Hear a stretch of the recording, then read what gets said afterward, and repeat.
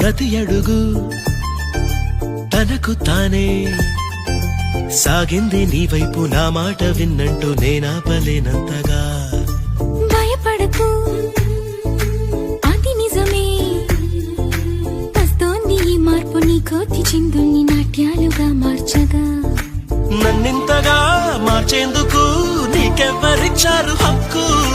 నీ ప్రేమనే ప్రశ్నించుకో ఆ నింద నాకెందుకు